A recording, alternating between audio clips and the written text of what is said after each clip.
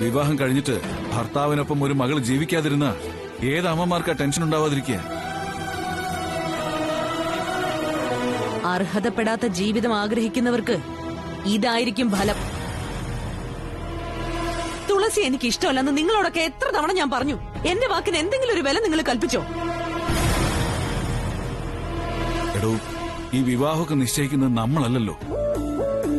രണ്ടുപേരെ ഒരുമിപ്പിക്കുന്നത് ഈശ്വരന്മാരാ. അതിന് തടസ്സം നിൽക്കുന്നതാ തെറ്റ്. എന്തായാലും പ്രസാദേട്ടൻ അനിയത്തിയുടെ വഴിപാട് നടത്തിക്കാതിരുന്നത് ശരിയായില്ല. ആ വഴിപാട് നടന്നിരുന്നെങ്കിൽ ആദ്യം തുളസി അങ്ങ് ഒരുമിച്ച് ജീവിച്ചേനെ. ഇതിപ്പോ പ്രസാദേട്ടൻ തന്നെ അതിന് തടസ്സം നിന്ന പോലെ ആയിപ്പോയി. എടോ, അവളുടെ ആരോഗ്യസ്ഥിതിയും കൂടെ കണക്കിലെടുക്കണ്ടേ? അവൾക്ക് എന്തെങ്കിലും സംഭവിച്ച അതെക്കാലത്തെയും ഏറ്റവും വലിയ വിഷമായിരിക്കും എനിക്ക്. തീരാ ദുഃഖം അനിയത്തിയുടെ കാര്യത്തിൽ മാത്രമേ ഉള്ളൂ.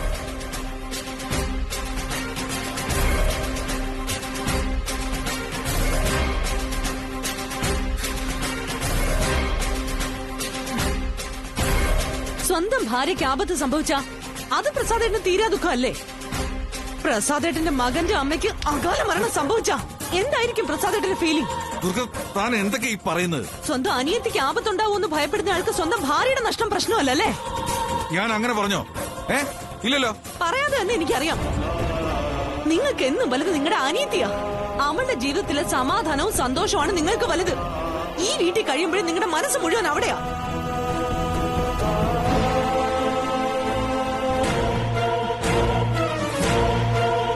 പക്ഷെ ഒന്നോർത്തോ, ദുർഗയുടെ സമ്മതമില്ലാതെ എന്തെങ്കിലും ഒരു തീരുമാനം ഈ വീട്ടിലെടുത്താൽ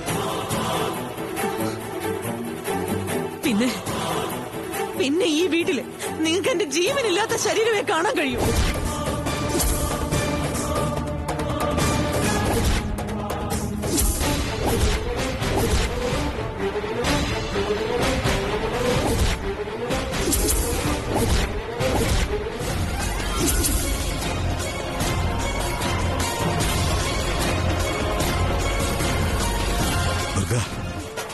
പറയുന്നതിനൊരു അതിരുണ്ട്. എടോ, ഞാൻ എന്ത് തെറ്റ് ചെയ്തിട്ടാ താൻ എന്നെങ്ങനെ ക്രൂശ്? എനിക്കൊപ്പം നിൽക്കാത്തതുകൊണ്ട്, എന്റെ സന്തോഷം മനസ്സിലാക്കാത്തതുകൊണ്ട്, എന്റെ മോന്റെ ജീവിതത്തിൽ നിന്ന് നിങ്ങൾ അടർത്തി മാറ്റുന്നുണ്ട്. അതുകൊണ്ടാ ഞാൻ ഇങ്ങനെയൊക്കെ പറയുന്നത്. എടോ, ഞാൻ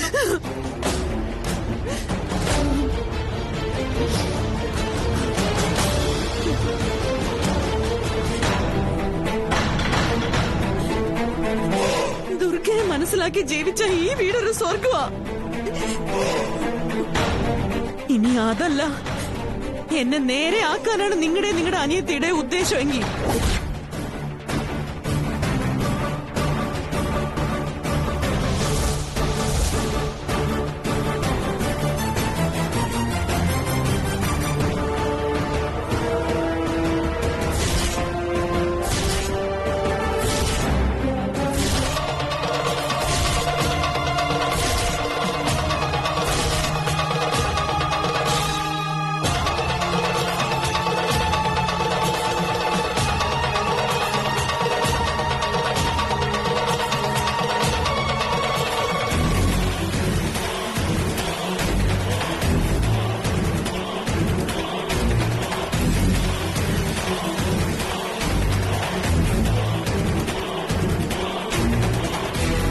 ഒരാൺകുഞ്ഞിന് ജന്മം നൽകി നിങ്ങളുടെ മുമ്പിൽ ജയിച്ച് കാണിക്കണം എനിക്ക്.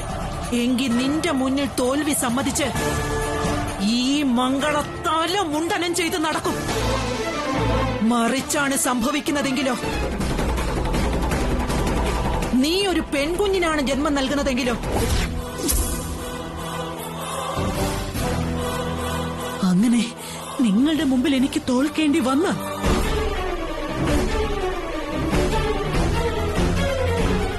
അത്രയ്ക്ക് ഗതികെട്ടൊരു പെൺകുഞ്ഞിനാണ് ജന്മം കൊടുക്കേണ്ടി വരുന്നതെങ്കിൽ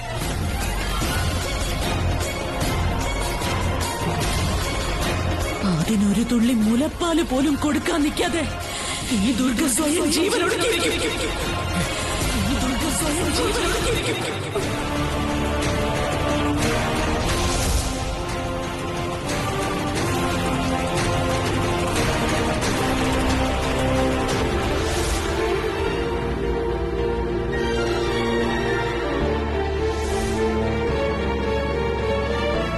തുടങ്ങിയ ദുർഗയുടെ മനസ്സിന്റെ വിഭ്രാന്തികൾ ഇപ്പോഴവളെ കൊണ്ട് ഇതൊക്കെ പറയിപ്പിക്കും.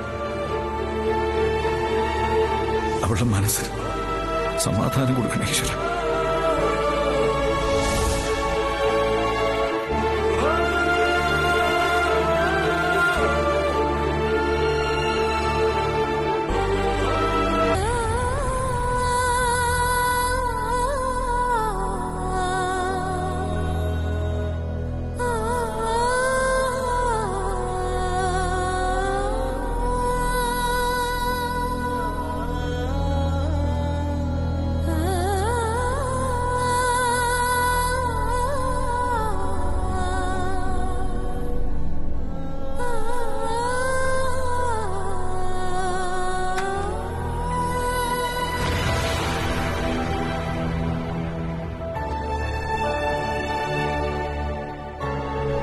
പ്രസാദേട്ടാ,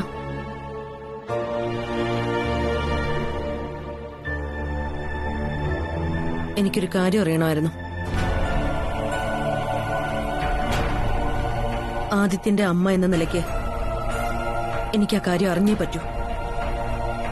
അതെന്റെ ആവശ്യം മാത്രമല്ല, അവകാശമാണ്.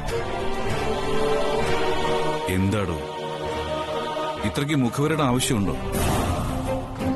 തനിക്ക് എന്താണെന്ന് അറിയേണ്ടെന്ന് വെച്ചാൽ ചോദിക്കേ. എനിക്കറിയാവുന്ന കാര്യമാണെങ്കിൽ ഞാൻ തന്നോട് പറയാതിരിക്കില്ലല്ലോ. ഭാര്യയായ എന്നോട് പല രഹസ്യങ്ങളും മറച്ചുവെക്കുന്ന സ്വഭാവമാണല്ലോ ഈയിടെയായിട്ട് പ്രസാദേട്ടനുള്ളത്. ദുർഗ, ഈ വാക്ക് തർക്കം നിർത്തി തനിക്ക് എന്താണ് അറിയാനുള്ളതെന്ന് വെച്ചാൽ അത് ചോദിക്കേ. എനിക്ക് ധൃതിയുണ്ട്, ഓഫീസിൽ പോണം.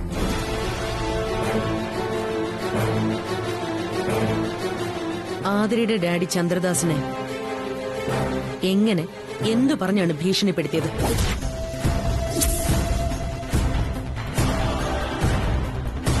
ഭീഷണിപ്പെടുത്ത ആര്? വേറെ ആരാ? പ്രസാദേട്ടൻ തന്നെ. ഞാൻ ചന്ദ്രദാസിനെ എന്തിനും ഭീഷണിപ്പെടുത്തണം? എനിക്കതിന്റെ ആവശ്യമൊന്നുമില്ല. നിങ്ങളുടെ ഭീഷണി ഇല്ലായിരുന്നെങ്കിൽ ആ കല്യാണ മണ്ഡപത്തിൽ അങ്ങനെയൊന്നും സംഭവിക്കില്ലായിരുന്നു. ആദിത്യനെ വിവാഹം കഴിക്കുന്ന കാര്യത്തിൽ നിന്ന് ചന്ദ്രദാസ് ആതിരയെ തടയില്ലായിരുന്നു. ചന്ദ്രദാസ് നിങ്ങളെ ഭയപ്പെട്ടിരുന്നു. അതാണ് ആ തീരുമാനത്തിൽ നിന്ന് അയാൾ പിന്മാറിയത്. അനാവശ്യമായിട്ടുള്ള ആരോപണങ്ങൾ എന്റെ മേലിൽ കെട്ടിവെക്കരുത്. ഞാൻ ആരെയും ഭീഷണിപ്പെടുത്തിയിട്ടില്ല, കല്യാണത്തിന്ന് പിന്മാറ്റിച്ചിട്ടുമില്ല. നിങ്ങൾ തന്നെ അത് ചെയ്തത്. നിങ്ങളെ അത് ചെയ്യൂ. ദുർഗോ, ഞാൻ എന്റെ മനസ്സാവാച അറിയാത്ത കാര്യമായത്. താൻ വെറുതെ എന്നെ സംശയിക്കുക. സംശയമൊന്നുമല്ല, സത്യമാണ് ഞാൻ പറഞ്ഞത്. നിങ്ങളുടെ ഭീഷണി ഇല്ലായിരുന്നെങ്കിൽ ആദിത്യനും ആതിരയും തമ്മിലുള്ള വിവാഹം നടക്കുമായിരുന്നു.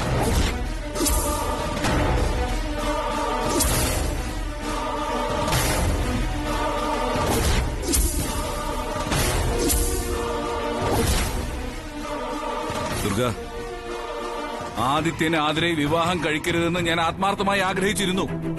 അത് സത്യമാണ്, തനിക്കറിയാവുന്ന സത്യം.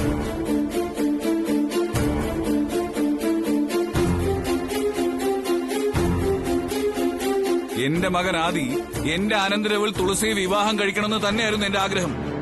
അതൊരച്ഛന്റെയും ഒരമ്മാവന്റെയും സ്വാഭാവികമായിട്ടുള്ള ആഗ്രഹം. പക്ഷേ ആ കാര്യം നടക്കാൻ വേണ്ടി ചന്ദ്രദാസിനെ ഞാൻ ഭീഷണിപ്പെടുത്തിയിട്ടൊന്നുമില്ല. അത്തരം തരംതാണ പ്രവൃത്തികൾ ചെയ്തിട്ടൊന്നും എനിക്ക് ശീലമില്ല. പ്രസാദേട്ടാ, നിങ്ങളുടെ മുഖത്തുനിന്ന് എനിക്ക് വായിച്ചെടുക്കാം നിങ്ങൾ ആ കാര്യം ചെയ്തിട്ടുണ്ടെന്ന്. എങ്കിലേ അത് എന്റെ കുഴപ്പമല്ല, തന്റെ കണ്ണുകൾ കുഴപ്പമാണോ?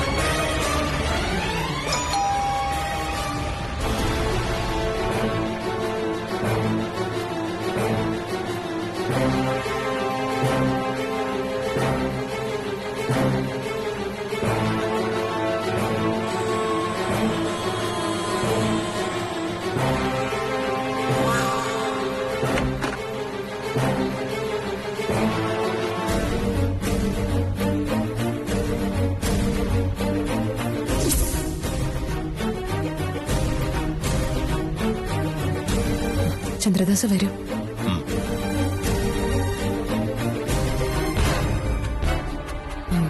ഇരിക്കും.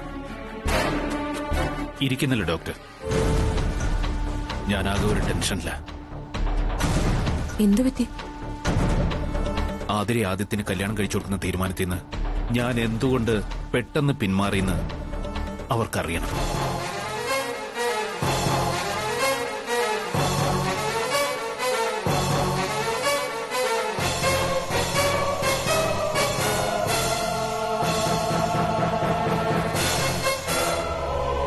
ആദിത്യന്റെ അമ്മയ്ക്കും എന്റെ മദറിലോക്കുമാണ് നിർബന്ധമായി അറിയേണ്ടത്.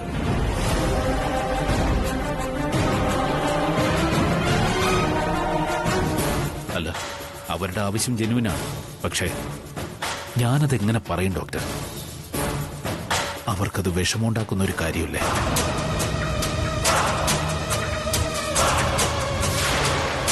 വാസ്തവത്തിൽ എന്റെ മോളുടെ ജീവിതം ഡോക്ടർ രക്ഷിച്ചത്. എനിക്ക് ഡോക്ടറോടുള്ള നന്ദി വാക്കുകളിൽ ഒതുക്കാവുന്നതുമല്ല. അന്ന് ആ കല്യാണ മണ്ഡപത്തിൽ വെച്ച് ഡോക്ടർ എന്നെ മാറ്റി നിർത്തി ആ സത്യം പറഞ്ഞില്ലായിരുന്നെങ്കിൽ എന്താകുമായിരുന്നു എന്റെ മോളുടെ ജീവിതം?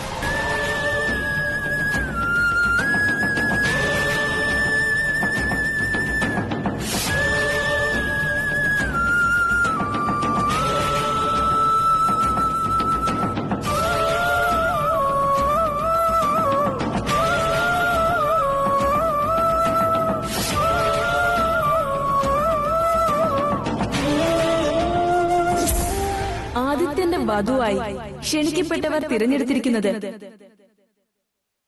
ആതിരയെയാണ്.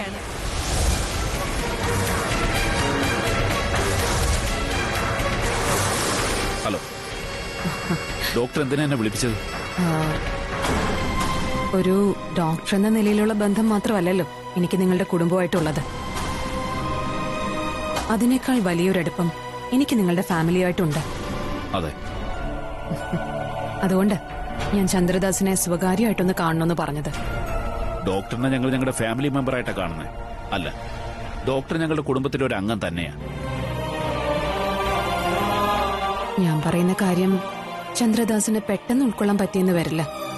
പക്ഷേ ഉൾക്കൊണ്ടേ മതിയാവൂ. ചന്ദ്രദാസ്, ആദിയും നിങ്ങളുടെ മകൾ ആതിരയും തമ്മിലുള്ള വിവാഹം നടക്കാൻ പാടില്ല.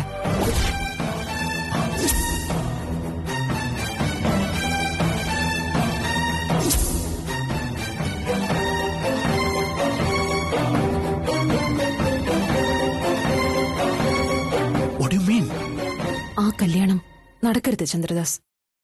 കാരണം ഡോക്ടർ എന്താ ഈ നേരത്തെ ഇങ്ങനെയൊക്കെ പറയുന്നേ?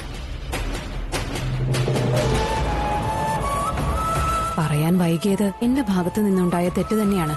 അതിന് കാരണമുണ്ട് ചന്ദ്രദാസ്. ഇങ്ങനെ ഒരു കാര്യം നിങ്ങളെ അറിയിക്കണോ വേണ്ടയോ എന്നുള്ള ആശയക്കുഴപ്പത്തിലായിരുന്നു. പറയുന്നത് അബദ്ധമായി പോകുമെന്നൊരു ചിന്ത എന്നെ അലട്ടിയിരുന്നു.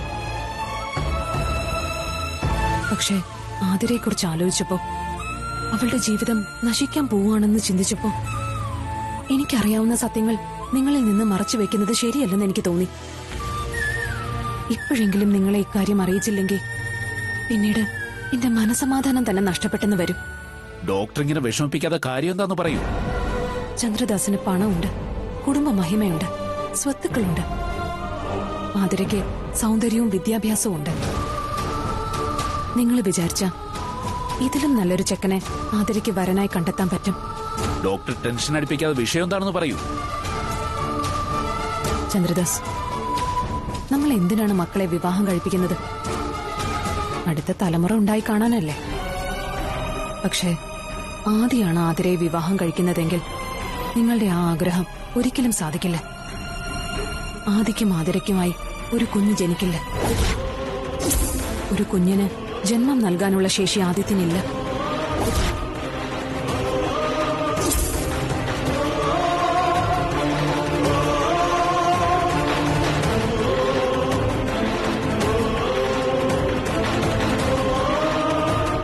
വിശ്വസിക്കാനാവുന്നില്ല. ചന്ദ്രദാസ്, ഞാനൊരു ഡോക്ടറാണ്. നിങ്ങളോട് കള്ളം പറയേണ്ട ആവശ്യം എനിക്കില്ല. ആദിത്യന്റെ കുടുംബത്തിന്റെ മുഴുവൻ കാര്യങ്ങളും എനിക്കറിയാം. ഞാൻ പറയുന്നത് വിശ്വാസമില്ലെങ്കിൽ മെഡിക്കൽ റിപ്പോർട്ട്സ് കാണിക്കാം.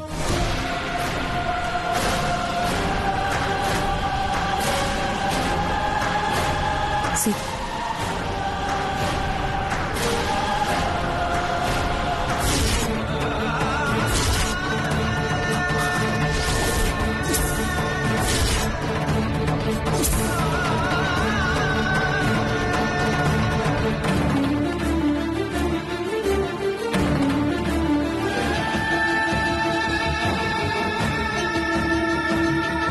ഈ സത്യം ഞാൻ എങ്ങനെ അവരോട് തുറന്നു പറയും? അവരുടെ മാനസിക നില എന്തായിരിക്കും? അവരാകെ തകർന്നു പോവില്ലേ?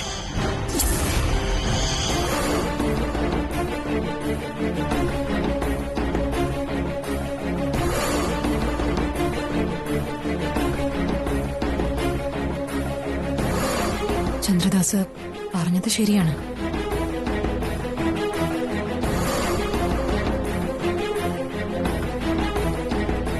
മറ്റുള്ളവരെ വിഷമിപ്പിക്കുന്ന കാര്യങ്ങൾ പറയരുതെന്ന് എനിക്ക് നിർബന്ധമുണ്ട്. പക്ഷേ അവർക്കത് അറിഞ്ഞേ പറ്റൂ. അവർ ഭീഷണി വരെ മുഴക്കി കഴിഞ്ഞു.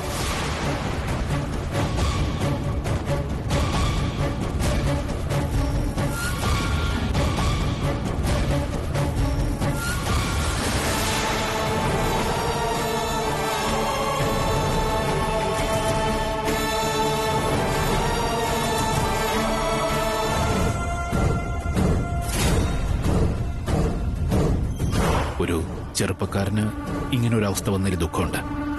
ഇതുകൊണ്ടാണ് ഈ വിവാഹത്തിൽ നിന്ന് ഞാൻ പിന്മാറിയത് എന്ന സത്യം എനിക്കവരോട് പറയാൻ പറ്റുമോ? അവരുടെ മുഖത്ത് നോക്കി അത് പറയേണ്ടി വന്നാലുള്ള ധർമ്മസങ്കടം, അത് ഡോക്ടർ ആലോചിച്ച് നോക്കൂ.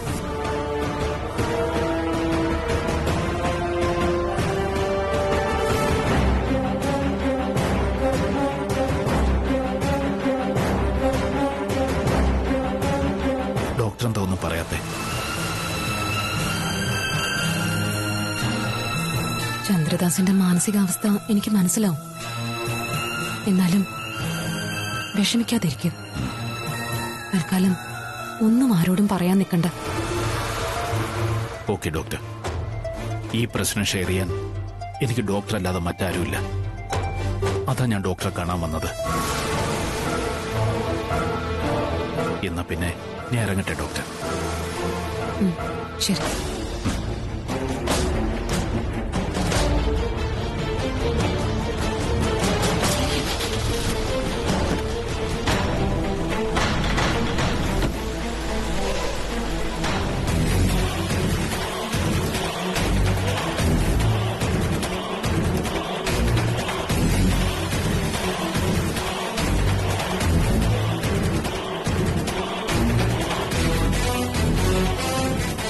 ചെയ്തത് ഒരു തെറ്റാണോ? പരസ്പരം ജീവന് തുല്യം സ്നേഹിക്കുന്ന രണ്ട് കുട്ടികൾ, ആദിത്യനും തുളസിയും, അവരെ ഒന്നിപ്പിക്കാൻ ഇതല്ലാതെ മറ്റൊരു മാർഗവും ഞാൻ ആലോചിച്ചിട്ടപ്പോ കിട്ടിയില്ല. ഒരു വലിയ ശരിക്ക് വേണ്ടി ഞാൻ ചെയ്തത് ഒരു വലിയ തെറ്റാണോ?